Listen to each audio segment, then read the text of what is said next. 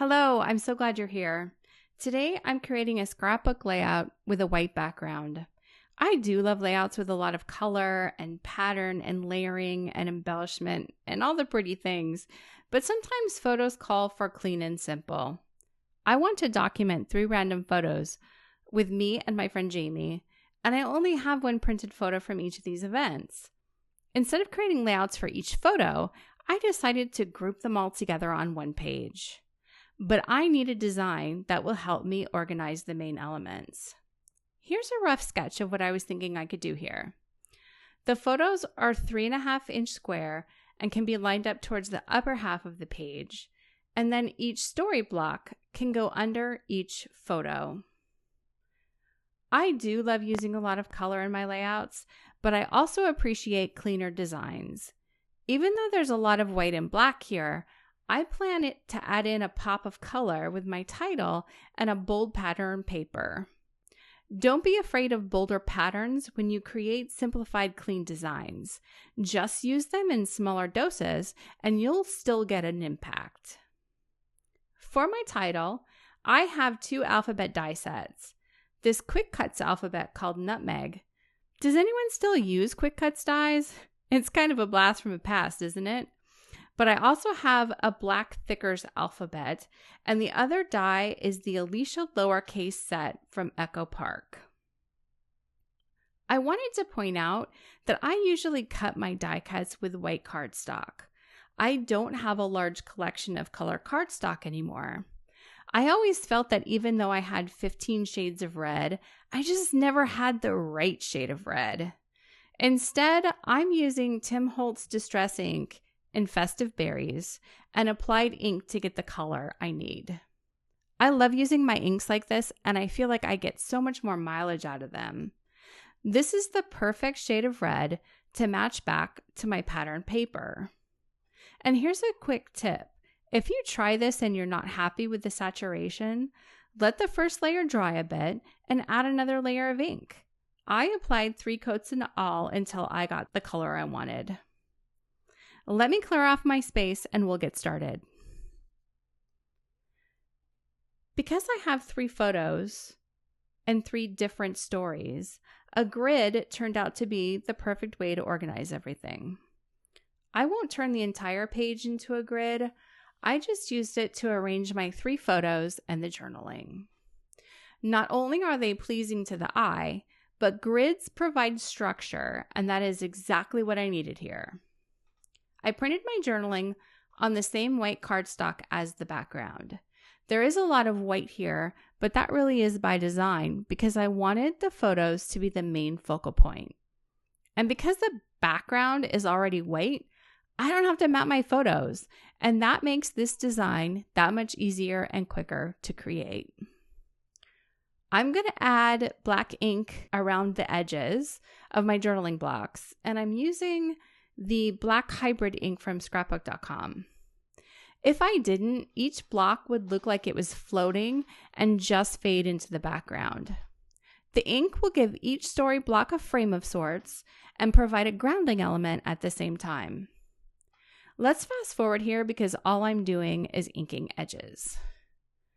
I know that not everyone likes inked edges, so instead, you could add a thin black mat to the journaling blocks, or maybe draw an ink line around each one. Just do whatever works best for you and your style. My grid here with the photos and the journaling takes up the middle 2/3 of this layout. That's where all the visual weight is. My plan is to add the title along the top of the photos and a strip of pattern to the bottom to add more visual weight to the bottom of the layout.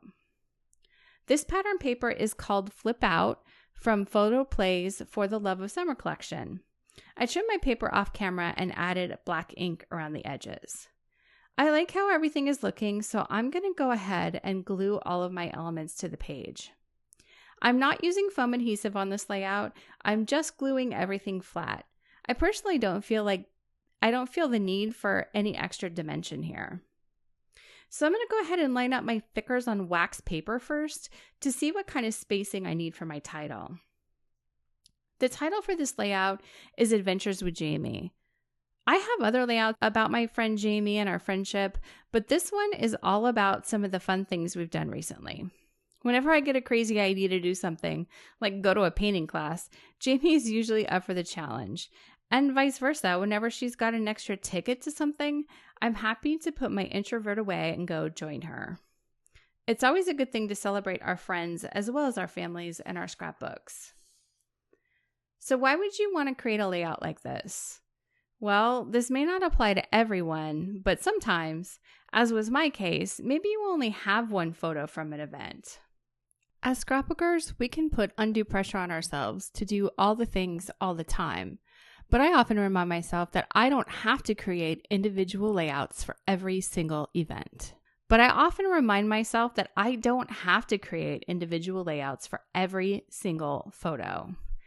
I like giving myself options.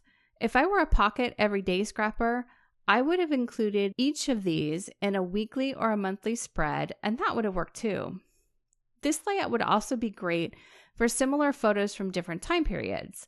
My husband and I are getting ready to do some renovations in our home, so this could work for pictures that show before, during, and after. Another idea is to gather 3 photos from, say, 1997, 2007, and 2017 to show how things have changed. I love layout formats like this because it gives me flexibility to tell 3 unrelated stories, and telling more stories in less time is a big win in my book. All of my words fit, so I glued down my title as well. I do like to add a little bit of wet glue to my thickers. It's an extra step, but these letters don't always maintain their adhesive.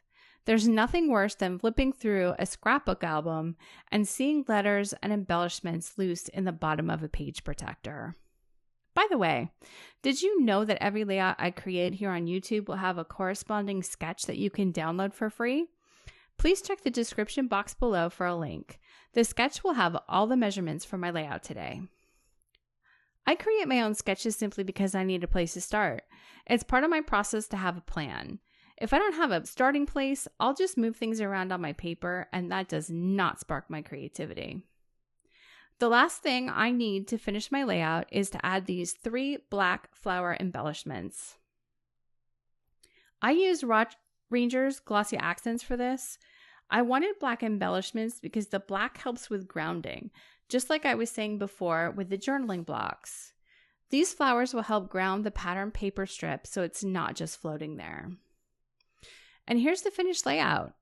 In scrapbooking, we often talk about visual triangles and adding embellishment clusters to direct the eye across the page. I don't have a lot of embellishment, but the visual triangles are here nonetheless. You see the black from my title down to the black flowers, back up to the black in my photo. Same with the red. The photo on the left has red, the pattern paper at the bottom has red, and that flows back up to the title. And there you have it, a clean, simplified layout in a grid format that helps tell more stories. Thanks for joining me today. Click on the description box below to find a link to download the sketch. See you next time.